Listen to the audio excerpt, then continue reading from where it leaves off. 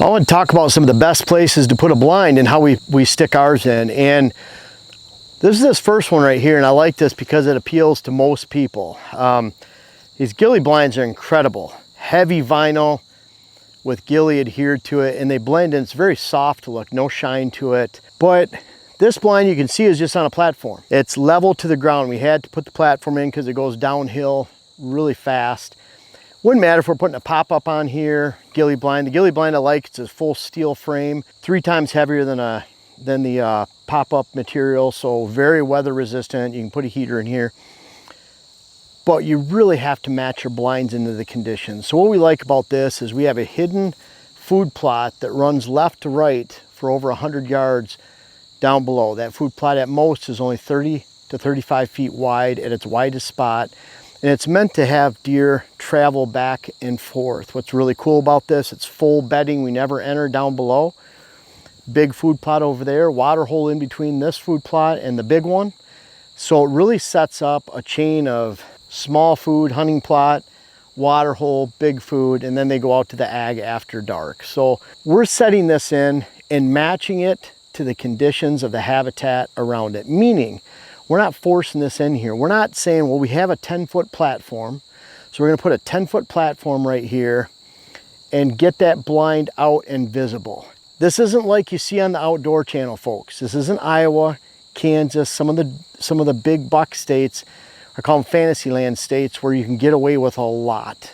We need to hide our blinds in. As you can see, we have this gray dogwood around on both sides. There's a little hole cut out in the middle, and this goes downhill from here.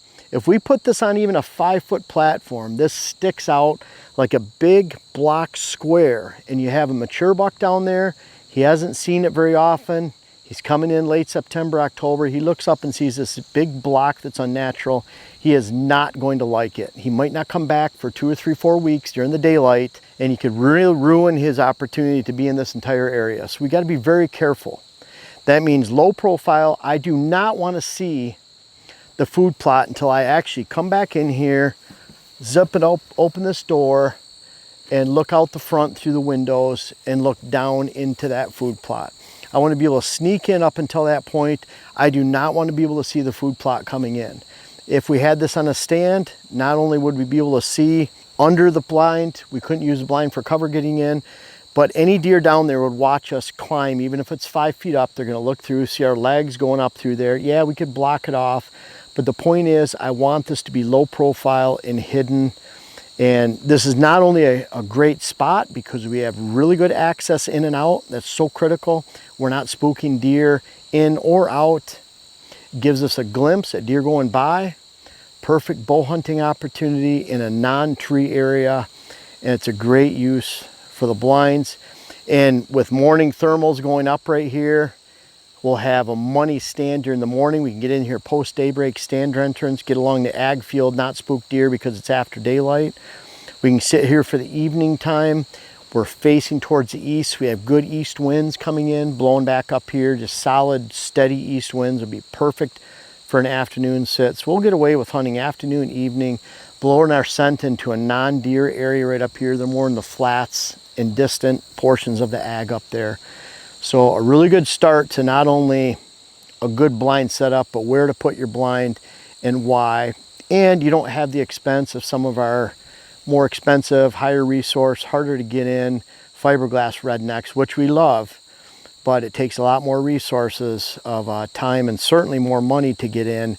And this is a lot more affordable setup. Again, I mentioned this later, but $50 off these Ghillie blinds right now for the people on the YouTube channel as a thanks from Redneck. So I hope you guys take advantage of that, but I love these things. We first started using them, Dylan, I think it was 2016. That was your first year, right? Mm-hmm. Yeah, so, and some of those, Dante shot a turkey out of one 2 springs ago. Aaron shot his buck out of one last year, so pretty cool. They're still being used all these years later. It'll be 8 years later, 9 seasons, something like that. So let's go take a look at the next one. And you'll notice a big difference with that one in resources and time spent to get that in, money and time. And but I hope that makes sense. You match the stand to the conditions. Don't just say I have a 10-foot stand, I gotta put it on a 10-foot platform or 15 nowadays. Blend it in with the habitat, make sure you have that great approach. Set it up so you can have a bow shot like this. We could use this for gun too, but bottom line, incredible bow setup. And that's what we're really migrating to with our blinds, is to make sure they're hidden and we can use them for bow. Let's go on the next one. Well, this is an awesome setup right here. We have this bank of switchgrass. You can see this is new.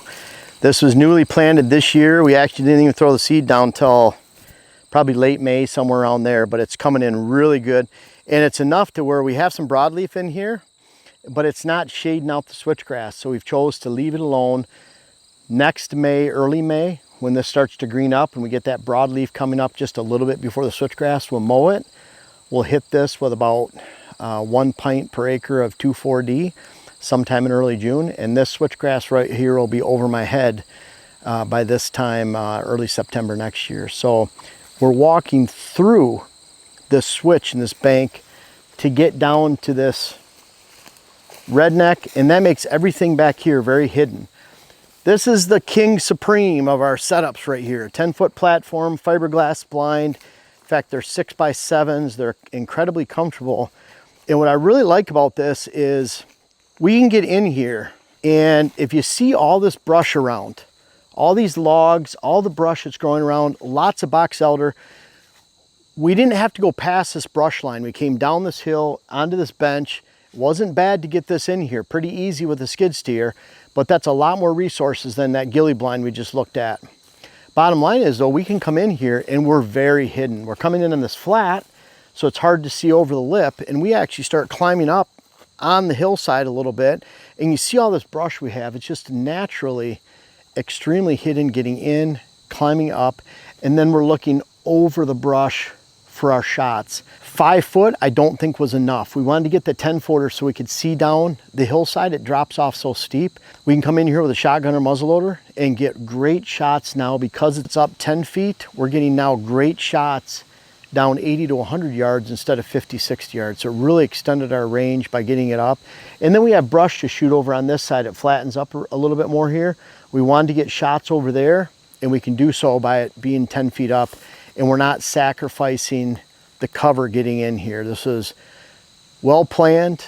I actually had Dylan look at it, Jen looked at it, and then we confirmed with Wes and Brian when we got this in here. So we had some help. It was a team effort getting it in, a lot of fun. And I want to take you guys up here just to look at what I'm talking about, because there's so much brush here. And yeah, we did cut some of this, but a lot of this is just hinged over. So we'll even start to get some regeneration on that box elder before October now, this season still. And in the future, this will just be rimmed and brushed. We'll keep having to cut it a little bit to get shots over it. But what's cool is I ran the camera here. We have a camera right down there. We're gonna add a mock scrape pretty soon. But that camera, when deer are coming through, is showing that during daylight, the deer aren't even looking up towards here. And what it does is this box fits in the hole that's up here, meaning there's brush all the way around it, trunks behind it, leaves above. And so what happens is the blind just takes up that space and it completely fills in. It's not often the box that's spooking the deer, it's not hiding the box. And so we have, again, great access critical, screened off approach, being able to climb up into it, and then the box is hidden within the habitat that you have. And when deer walk through during the daylight, they're showing us, when they walk by, they don't even take a glance up here. So you can bet we can't wait to sit here. Let's go take a look up here, up the stairs, and then we'll look at the last two after this. But this is our tall one right here. The next ones are on 5-foot platforms. We'll see how we hid those in there. But we needed a 10-footer here, and it's gonna really pay off for hunting season. So you can see right in here, we have a beautiful shot right out this window that we can stand up and shoot. There's a trail over there. There's actually a mock scrape right over there too. That's on our main trail coming up. And then with the bow, we'll be sitting on our stand right here, and we can actually shoot this entire opening over here back and forth. We're gonna have a mock scrape right down there at the pinch point at 25 yards. So everything pinches around this top, and it's literally the perfect setup. I love it in here. Can't wait to spend both bow and gun hunting out of this setup, and you can bet we'll get our money's worth. So matching again, the blind to the conditions and the location. It's just a pass through for both bow and gun. Let's go look at the last 2 setups. Now these last 2 blind setups I'm going to talk about, Jim's plot right here we call it, and then Leo's in another location. And what I really like about these is we've used the existing gray dogwood to really hunt these little pass-through hunting plots on the back side. And we have great approach. In fact, you can see we have our screening blend back here that's pushing 10 feet high, hidden food plot in the middle, green plot, and then corn on the back side. So although this food plot's about 1 acre, we're hunting a little half-acre strip that's over 100 yards long, so it's just a pass-through. Even right here, we've been starting to get junior coming through and some of the bigger bucks, the Big 10 that's coming through here for some early morning shots. So we're starting to see movement through and around this area.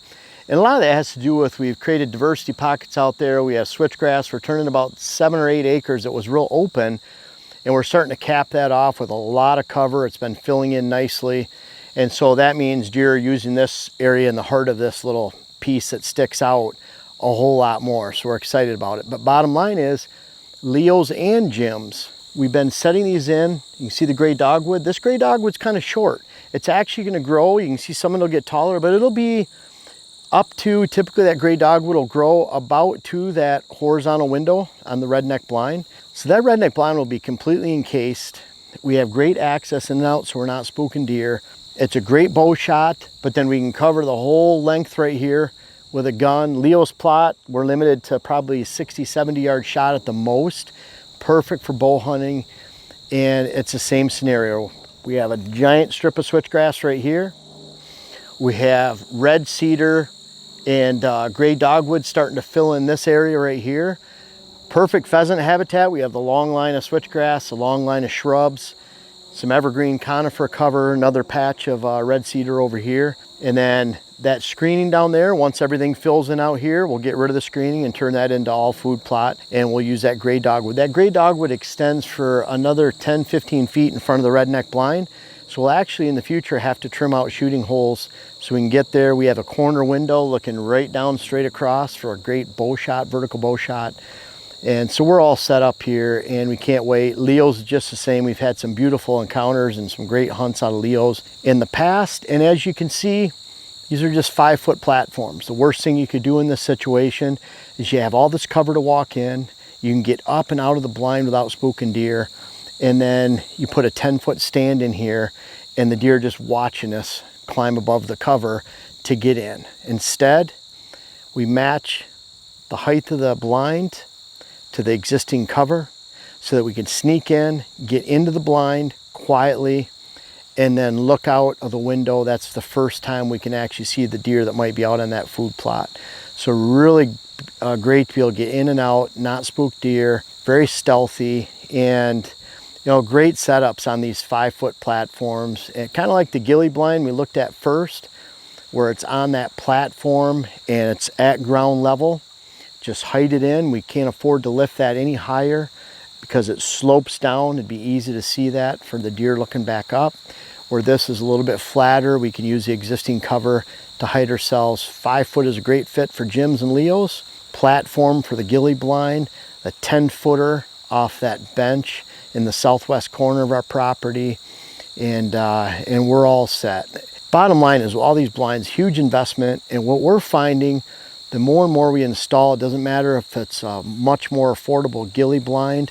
They're $50 off in the description, by the way. You can look at that link for people just for our channel here. Great blinds. People ask about them and people assume the Ghillie is on mesh or something. The vinyl that the Ghillie is adhered to is probably 3 times stronger than a pop-up blind. So it's made to last. It's got a steel frame. You truly can put a heater buddy in there and keep yourself warm throughout a late season hunt. But much cheaper to put one of those in on a wood platform or just right on the ground.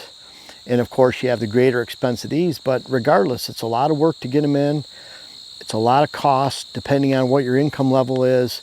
And bottom line is you want to get the most out of it. So we're finding when we put these out, the more blinds that we can get a bow shot and a gunshot out of, the more times we can sit in them, utilize them as hunting. And what we're finding is too, last year Jen shot one. It's out of one of our rednecks out here. She had a great hunt where Jackson was in the blind with her, crying, making noise, and we call them crying baby setups. I was in there with Jackson a week earlier, was able to pass up 4-year-old Junior, one of our bucks. And some of those setups like that, bow shot here, gunshot here, and we can even take a crying baby into them because they're a lot more enclosed. Take the kids out, friends, we really get to enjoy them. Not only giving ourselves more sits between bow and gun and what we like to do, but also being able to take little kids, family members and friends out for a sit too, and thoroughly enjoy the hunt all season long.